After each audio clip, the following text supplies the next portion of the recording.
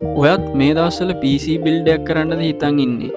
ඉතින් PC බිල්ඩයක් කරන්න කලින් රැම්වල ප්‍රයිස් කොහොමද කියලා ඔයා අප්ඩේට්ද. ඉතින් මේ වීඩියෝ එක ගෙනාවේ ඇයි මේ දවස්වල මෙච්ච රැම්වල ප්‍රයිස් වැඩි වෙලා තියෙන්නේ කියලා. ඔයා වීඩියෝ ඩිට් කරන කෙනෙක්ද එහෙමත් නැත්නම් ගේම්ස් ප්ලේ කරන කෙනෙක්ද මේ මොන වැඩේ කරත් ඔයාට මේ ඉන්ෆෝමේෂන් ටික දැනගෙන ඉන්න එක ගොඩක් වැදගත් වෙයි.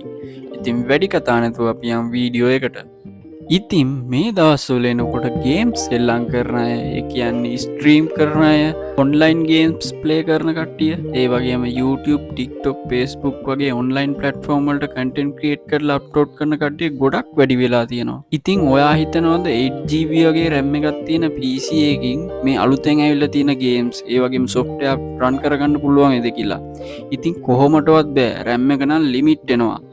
අවම වශයෙන්වට 16GB හරි 32GB හරි RAM එකක් අනිවාර්යෙන්ම තියෙන්න ඕනේ. ඉතින් මෙන්න මේ හේතු නිසා RAM වලට තියෙන ඩිමාන්ඩ් එක තවත් වැඩි වෙලා තියෙනවා.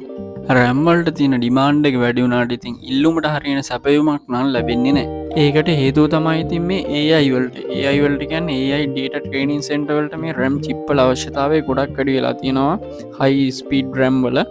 ඉතින් ඒක ප්‍රතිඵලයක් විදිහට දැන් RAM chip හදන කම්පැනි third party කම්පැනි වලට, ඒ කියන්නේ G-Skill, Corsair වගේ කම්පැනි වලට RAM chip දෙන එක පොඩ්ඩක් අඩු කරලා තියෙනවා. නොදෙනව නෙමෙයි, දෙන එක අඩු කරලා තියෙනවා පොඩ්ඩක්. ඉතින් මේ RAM chip හදන කම්පැනි වලට AI data training center වලට RAM chip දෙන එකෙන් ලොකු ලාභයක් තියෙනවා.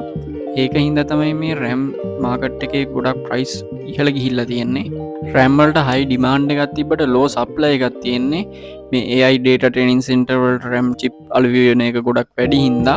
ඉතින් අපි බලමු මේ ගැටලුව විසඳනකල් පොඩි කාලයක් ඉවසන් ඉඳලා ඔයාගේ PC build එක කරගන්නවා නම් මේ දවස්වල RAM market එකේ ගොඩක් price up වෙලා තියෙන්නේ.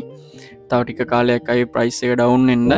ඉතින් මේ වීඩියෝ එක හොඳයි කියලා හිතෙනවා නම් ඔයාලා අනිවාර්යෙන් like එකක් දාන්න වීඩියෝ එකට. ඒ වගේම share කරන්න, subscribe කරන්න අමතක කරන්න එපා Ricky Spec YouTube channel එක.